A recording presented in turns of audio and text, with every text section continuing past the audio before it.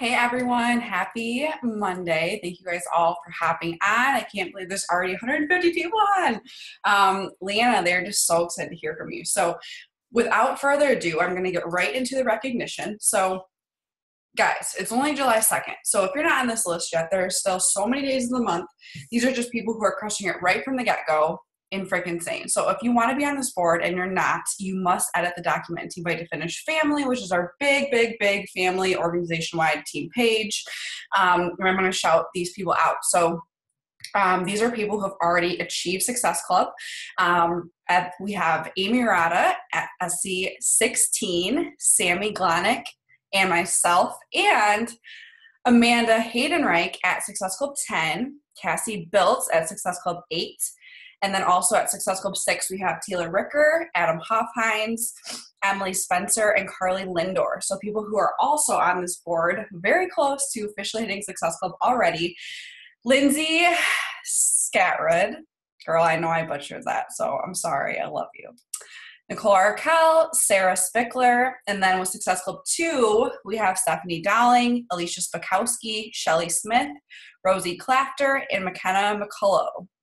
So congrats to all of you guys, just freaking killing it, already changing lives, super focused, super proud of you guys. It's freaking amazing. But like I said, there's tons of time to get on that board, and I'm sure we'll see many more of you guys on that board next week. So next up is recognition for our top recruiters already in the month, people that are already adding to their team. So this is freaking amazing. So Amy Rada, 6 new coaches, Sammy Glonick, 5 new coaches, Taylor Ricker, 4 new coaches, myself, or no, just kidding, not myself, Amanda Haydenreich, 3 new coaches, as well as Adam Hoffhines. And then with 1 new coach on the board, we have myself, Cassie Biltz, Emily Spencer, Carly Lindor, Lindsay Scatrud, Nicole Arkell, Alicia Spakowski, and Rosie Clafter. So that's freaking insane, guys. That is absolutely amazing, and it's incredible to witness you guys already changing lives. So I'm going to get right into Leanna because I'm ready to take some notes. I just have to find your beautiful face and unmute you. Sorry, there's like 6 pages here. This is insane. Where is she? She's probably gonna be on the very last page.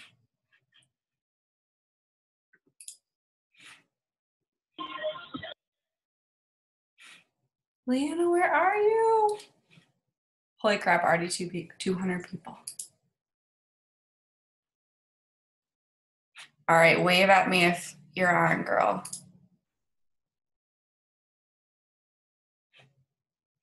I swear I'm not blind. Carly, do you know where she is? Am I missing her? I'm going back now.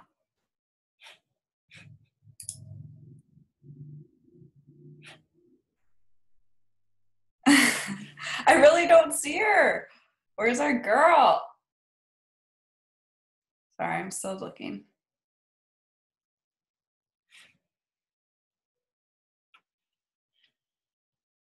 Does anybody see? Where is she?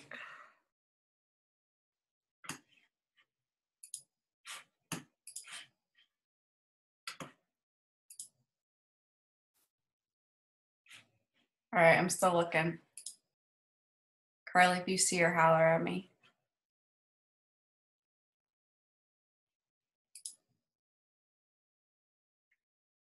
There she is. She just popped on. It is literally like 90 degrees in this house, like not even kidding. I just checked the thermometer. So I just got done driving like 8 hours to Holy crap, girl. Chicago. I didn't drive, I worked my business, but get it, girl. All right, well, I gave you a little intro, so I'm gonna mute myself and just let you do your thing. Yay. Okay, so hi, everybody. My name's Leanna Sowards. If you see my name, you'll probably pronounce it like Sowards. That's what everybody does, but it's actually Sowards. And basically I wanted to talk to you guys. Well, first I didn't know what to talk to you guys about because I was like, oh my gosh, this is scary. Like I'm literally so nervous right now. And obviously you can see I'm like super sweaty because this house is so hot and I've been trying to get it cold in here. But, so I wanted to talk to you guys about like confidence because that's one of the biggest things that's changed in my business over the past like year and a half. I signed up as a coach, not this past August, but the August before that. I signed up under Carly, go Team Root Your Eyes. And then I created my own team, which is called Team Wholehearted. So hopefully a few of you guys are on here tonight. But when I first signed up as a coach, like the first 6 months of my business were not very like solid in business building. I did not want to build a business. Like I didn't really get it. I didn't understand. I didn't think it was a thing that would be possible for me. Carly talked about it and I was like, oh yeah, that's like so cool. But like, it seemed like this pipe dream. And I was pursuing music at the time. So I was going to school for music. I wanted to be a singer and a songwriter. And I just didn't really see like how coaching could kind of fit in with my life. But Carly comes to me and was like, no, like coaching can be this side thing. It could be like part-time. You can totally like coach on the side of pursuing your music career. And if you're, you know, going all around the world or traveling or whatever, you can totally coach on the side of that. And so I didn't really have that vision. Like she created the vision for me. So that's a good hint. Like coaches, if you have coaches that don't like see that vision, like put it in their heads and like give them the vision when they're starting out because they don't see it for themselves. So getting into the topic, sorry if you hear my dog, she's kind of going crazy. She doesn't like when I talk to people like on my phone or anything. But so I wanted to talk about confidence because that's like the biggest thing that I have obviously struggled with. And this year I feel like is the first time in my life probably and within coaching that I've like actually started becoming confident and like living out my confidence rather than just kind of like faking it till I make it or faithing it if you went to Summit. So the cool thing about like confidence is that I think Carly told me this, but like there's this saying, success breeds confidence. So when you're starting out as a coach, like you want to start having small successes because they will give you your confidence even when you don't have confidence, even when you don't like feel that confidence in your soul. Like if you just start focusing on hitting like Success Club or just having these small wins here and there, like you will start to feel that confidence. So success breeds confidence. So that's what we're going to focus on. The way that you can have success in your business like is through conversations. That's what we're talking about because I feel like apart from challenge groups, like conversations are the bread and butter of our business because you can't invite someone without talking to them and getting to know them and becoming a friend with them. So that is the goal. And in order to create confidence in your conversations with people, like you have to act like the coach you want to be. So I had to like start talking in my conversations like I was a diamond coach. I'm now a diamond coach. So now I'm pushing for 2-star and I'm talking as if I'm a 2-star diamond coach. So if you're pushing for elite or you're pushing for any of these big goals or you want to be a coach of 1,000 like people on your team, then you have to talk like you're that coach of 1,000 people, even if you only have like one person on your team.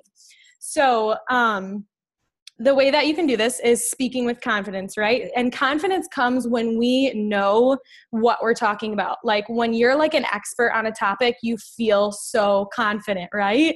And so I was asking myself like, well, when, like, what am I an expert on? Like, I don't feel like an expert on really anything. And then like coaching comes along that I'm not a health and fitness expert. We're definitely not, like, I don't think any of us are. Maybe there's some of you guys out there. But so I want you guys to know that like there is something you are an expert on. And what's really awesome about that is every single one of us, we're all experts on our stories. So when you're coming into a conversation, that's what you need to bring first and foremost is your story. Like, you are the only expert on your story. You know your story from start to finish. You know the ins and the outs. So when you're starting these conversations, don't be afraid. Like, don't be scared of what people might say or what they might ask, or like worry about those things, because the point of conversations is, how can I connect with them? And there's parts and pieces of our stories where we have these connection points with other people. And that's really the goal, is to just connect with people in like amongst these different stories, right? So I have a few points for you guys. If you don't have like a pen and paper or a notebook, like get it out now, because this is like where I actually like start talking about how to gain confidence and how to speak with confidence in your conversations. Let me get to my right page in my notes. Okay, so first thing, just know for conversations, there is no formula or like equation for conversations. And I think that's why a lot of us struggle with them so much, and like why they can be so hard, because we all want this formula, right? Like we feel like there's like a formula for everything in coaching, but there's not. So number one, you have to treat your conversation like a party. This is kind of like how I started out with conversations, and this is how I've gained confidence with my conversations. So imagine if you were at a party where you didn't know anybody like in the party at all. You're just there. Maybe you're on your own. You're probably dressed up just like Instagram, like the highlight reel, right? It's like the best of the best. You're dressed up, you're looking nice. And you don't know anybody. So that's kind of how I view Instagram. And so I'm like, if I want to go talk to a girl at this party on Instagram, I won't go to the guy in the corner that's like wearing all black that I don't know, because like that's not me. I'm going to go to the girl who's blonde and like bohemian and loves people and like bubbly. Like I'm going to go to the person that I resonate the most with, or that maybe looks the most like me. So that's the same thing we do in social media or on Facebook or on Instagram. We go to those people that we resonate with. So what would you say to these people? Like if you were at a random party and you didn't know anybody there, like the first thing I would say is, oh my gosh, girl, like I love your shoes. Where'd you get those? Or I love your necklace. That's so cute. Is that a blah, blah, blah brand? Like you start making these connections from these little simple points, and like, it's no big deal. Like you have to treat it like a party, because like that's kind of how social media is. It's like this party. We're all just sharing our lives, right? So the last thing about that is like, how would you approach a person at a party? Like you don't want to approach them as this like really shy and like mellow person who's like scared. Like you want to approach a person like really energetic and bubbly and friendly and nice, because you want to make a friend at this party. Like you don't have any friends. So that's the party metaphor. It's helped me a lot. And then number 2 tip is less is more. So every time you're going into these conversations now, like you already know how to start talking to people, right? We want to keep it really easy. Like conversations are not meant to be hard. Like think about real life small talk. Like small talk is not meant to be like difficult. So the first thing, like ask yourself, what do I like talking about? I love talking about me and my journey. So like, that's what other people want to talk about too. So ask questions, like literally every other, like, I feel like conversation thread, like 1 and 2, it's like always like a question on the other end. For me, it's like a question after every response that I get. So tons of questions. Don't word vomit, because word vomiting is hard. Like it takes a lot of effort to write all that, right? So like keep it simple, keep it easy. Don't word vomit, like short sentences that make sense. I mean, you don't have to be like short and mean, but like short and sweet. And then if you're like feeling stressed or not confident in that moment, or anxious, or you feel like you're kind of confused about where the conversation's going, like that's probably how the other person on the other end is going to feel. So like, that's just not where you want to go. Like you want to have a good vibe. You want to feel good. You want to be happy. You want to be excited to talk to them, just like if you were at that party, right? So that's number 2. Number 3 is, I came up with like this fun little saying, so hopefully you like this. Initial contact is exciting, but follow-up is fantastic. So like you want to reach out to people, right? Like that's really, really important. But if you're not following up with them, like there's no point in reaching out to them at all, because you're not building the relationship. And that's where the invite comes in, which I'll get to later. So follow-ups are basically, if you're new to coaching, like you don't understand that language, follow-ups are what was I going to say? It's continuing the conversation. I just said that, I think. So in your follow-up, don't take things too personally, because what I realized is that people are not as obsessed with their Instagrams as we are, like as coaches. Can I just get an amen? Like I am on my social media all the time. Sometimes it feels like I'm on all day long and not scrolling, like just trying to do research, trying to follow people, conversations, all that stuff. So just realize like people are not taking this as seriously as we are. So don't take things like too much to heart.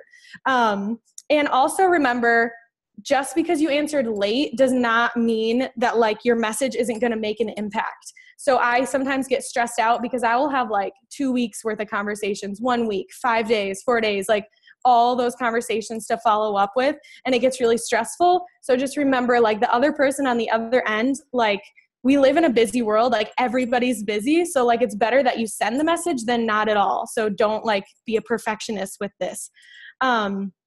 And then the other thing is topic hopping is okay. I feel like we get stressed out a lot about that as well. I used to for sure, like, oh my gosh, we're talking about shoes. And now how do we like get to like health and fitness, or like, how do I present the opportunity to her? And it's like, don't overthink it. Like, again, go back to that, keep it simple. Like you can topic hop. Just think about what you would do in real life if you were conversing with a person. Like you just met them at the party or whatever, and you stop talking about shoes. Like you would either like walk away, which we don't want to do as coaches because that's not the point of this. We want to continue the conversation. So in real life, I would change the topic. I would be like, so I just started this new fitness program and it's really great and I love it. So make sure, just remember, it's okay. It's a topic hop. That's really hard to say.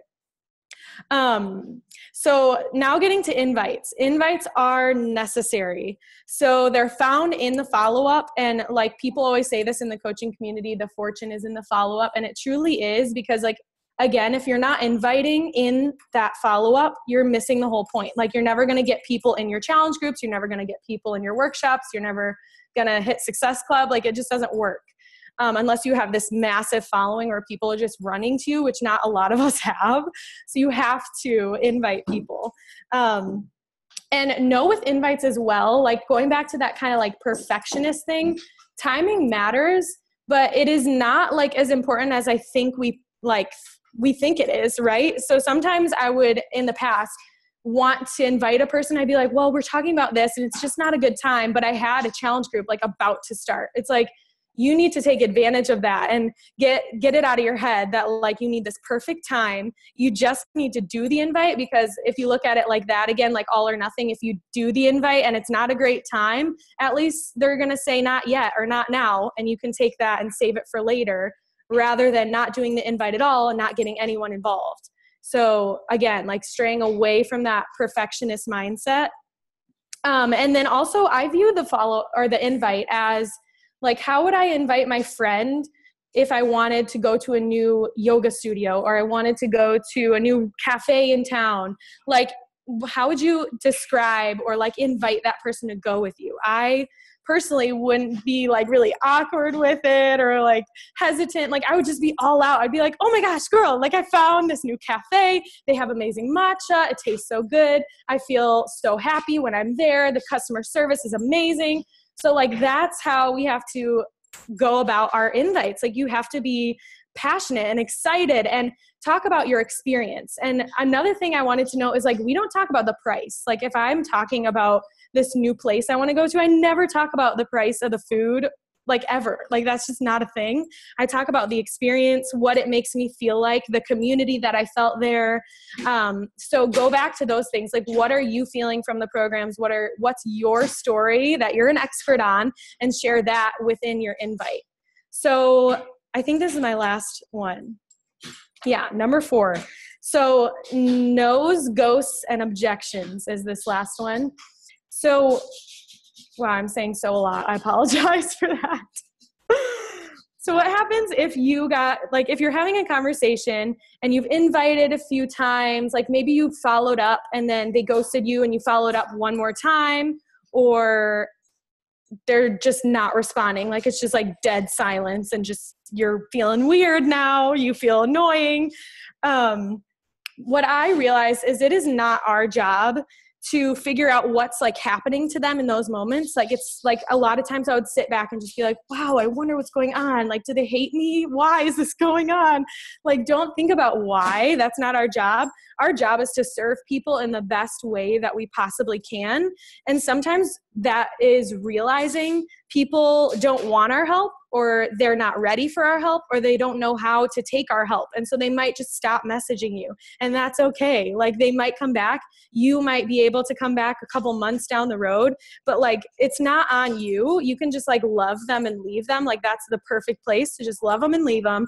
And then also I heard from a coach a long time ago, like, never give up on people, because you never know what's going on with people's lives. You don't know why they're ghosting you. So never give up on them, but also just give them space and like love them and leave them, because it's not our job to figure out like what's going on in their head.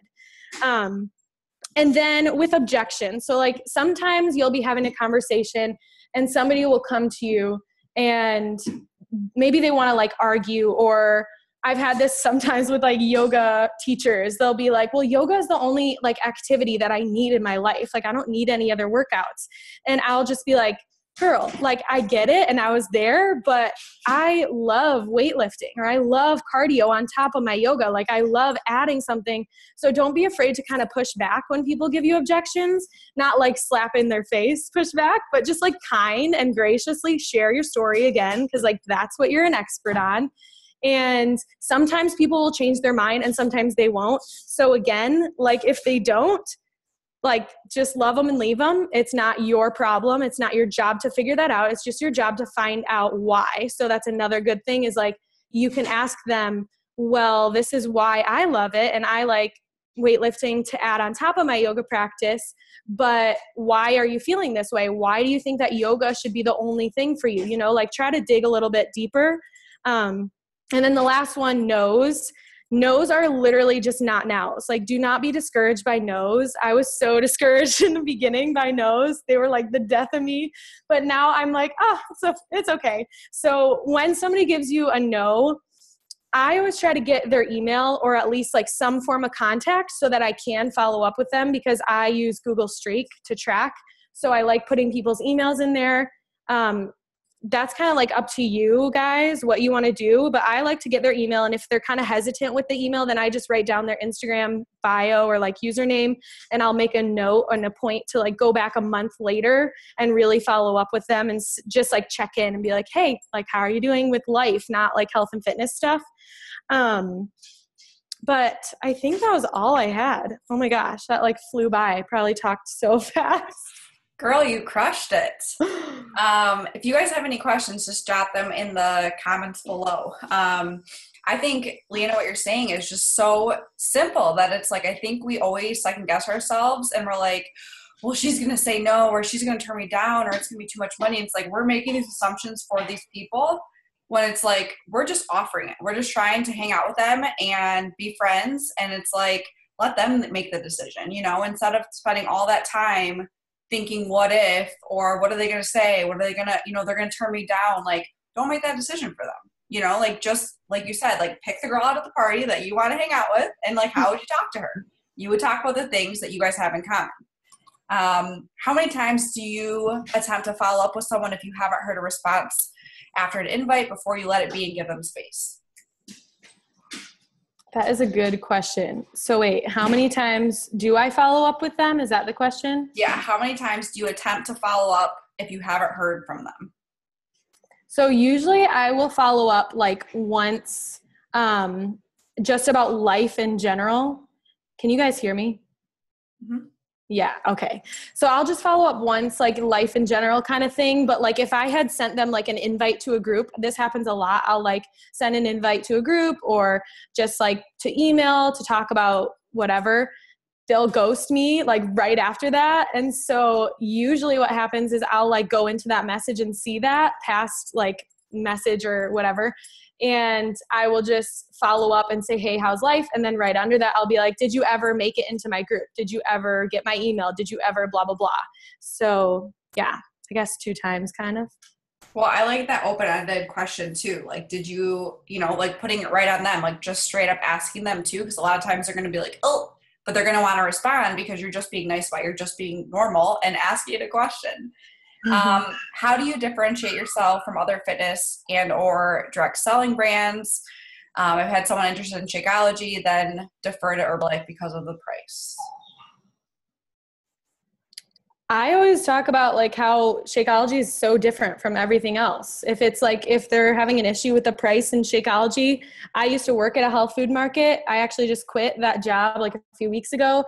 And each one of those superfoods, like in a little 8-ounce bag, is literally like $10 to $12. So that's like what I say. And like, I don't know, if you want to separate yourself from other like fitness companies or like accounts, like you just have to be you. Yeah, and I think just relating it to your experience, like people want to know why you drink Shakeology, why it's the best. Like, not, they don't want to hear a, testimonial from the Shakeology website. They want to know it from you. So just answer, how you feel about it. Someone asked, do you send them a video if they ask for details? So usually my conversations start on Instagram, and if they ask me about a program or whatever, I will either direct them to my link in my bio so they can fill out the form to join, or I'll just get their email directly from the message. So I have a video that talks about like my accountability fam and like how you can get involved, but I only send that to people interested in the fitness group. If it's anything else, then I'll just email them straight up and talk about whatever it is. How do you find people to connect with on Instagram over mutual interests, finding them at the party, like you said? So how I find them is like a million different ways. Like I'll either go to a hashtag that I've been using, like Yogi for Life or something like that. Or I will go to a person's account that's not a Beachbody person, but like kind of like an influencer.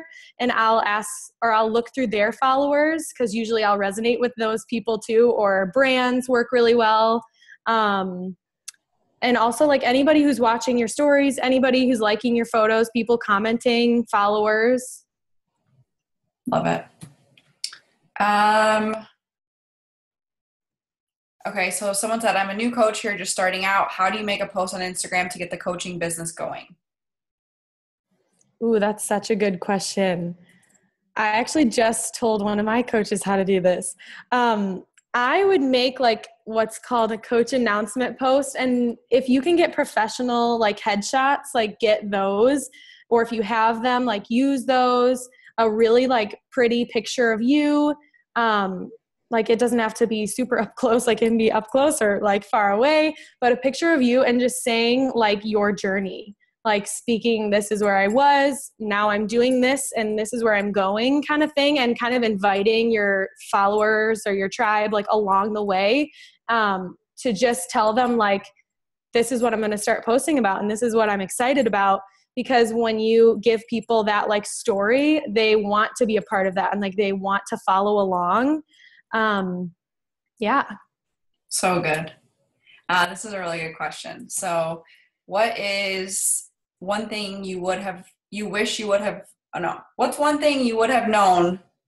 I think it means to say, what's one thing you wish you would have known when you were pushing to Diamond? Ooh, that is such a good one. I think, I don't know, probably just to like listen to your coaches and stop like thinking there's a secret sauce, because everybody I think looks for this like secret magic bullet that's like gonna like shoot you really fast there and you're never gonna get there like fast. Like it takes time and hard work and you just gotta go for it. Like put your head down and listen to what your coach is telling you, because they've probably been there and they know like how to hit Diamond because they've done it. Right. Yeah. And Diamond's hard work. Diamond, we've never said that it's super easy, but it's also a decision. Like you just have to be in charge of doing it and getting there. And then, you get a little bit more momentum once you get to Diamond too.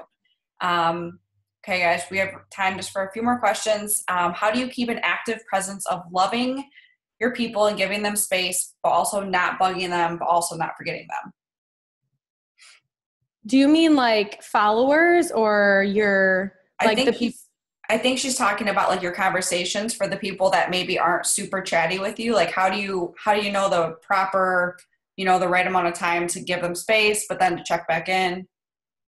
Yeah, they said back to the follow-up after the nose. I feel like I kind of just like go my own like way. Like I'm a bubbly person. I like talking to people and building like a conversation. So I'll keep going even if they're a little bit hesitant, because sometimes people will start to open up more, especially if other people are like a shy or an introverted person. But if it's been going on for like a month and they're just like giving you one word answers, then I'm just like, whatever. But most times the other person will honestly stop talking to me before I stop talking to them. Well, I think everyone on this call can just tell that you take your conversations like you're talking to a friend, like you make them fun. People know if you're just sitting at your computer, like grueling, going through and like doing a script or like just being like, what are your goals? Like get excited about them, like get to know them. How are their kids? You know, how long have they been on their fitness journey? What's worked? What hasn't worked? Like actually talk to them. And I think like, for me, just making that shift and being like all in to my follow-ups. Like follow-ups take time. They take a lot of work, but being like in the zone at my desk doing them just puts me in the right thing. But having fun with them makes them better. And then the people on the other end know that you're excited about talking to them, and that gets them a little bit more excited too. How do you grow your following of people who are not already in the Beachbody world? Actually, Cassie just shared on this. Shout out to Cassie the other night on our team call for my other team. But she said, which I'm going to start implementing now, and I was already like just following a couple people per day, but she said she's following like 100 people per day.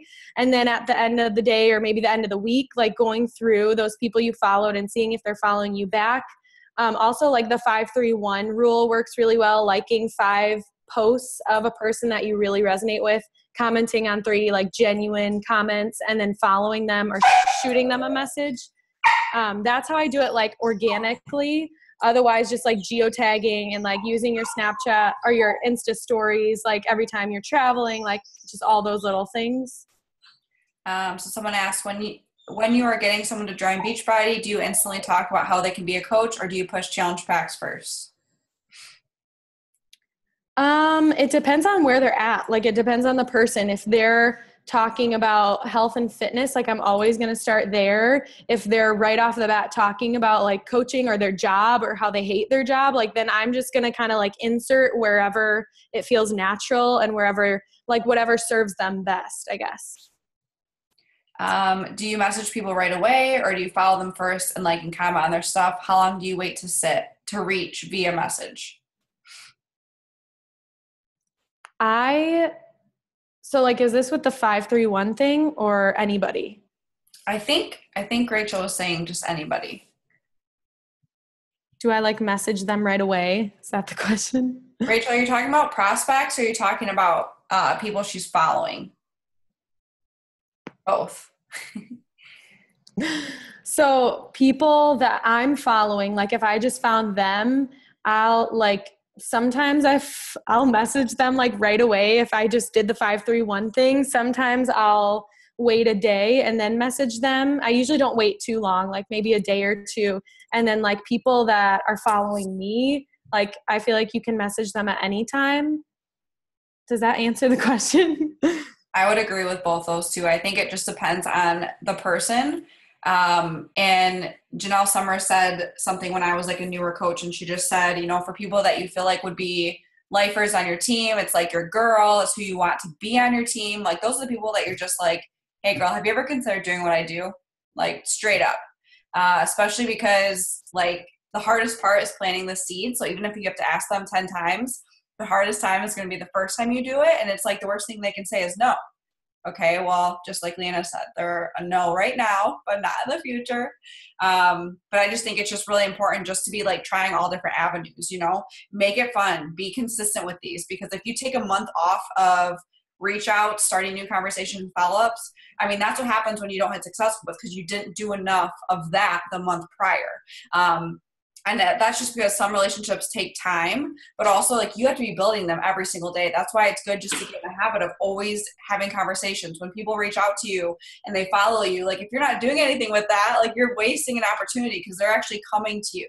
But especially like if you're a brand new coach, or even, you know, a coach for a year, even now still too, like you still have to reach out. There's not really a point in this business where you're just like, oh, hands off, I don't have to reach out anymore. And it's just like, you don't want to get to that point. You want to be always sharing those relationships and building, because that's going to become some of your best coaches, because they're people that you're like, I want her and maybe she'll never approach you, but it's all about you approaching her. But sometimes that takes a while to keep those conversations going and just getting to know them. Do you guys have any other questions? We have room for maybe one or two. Carly, how is coaching giving you more freedom? So I just went full time as a coach like a few weeks ago. So exciting.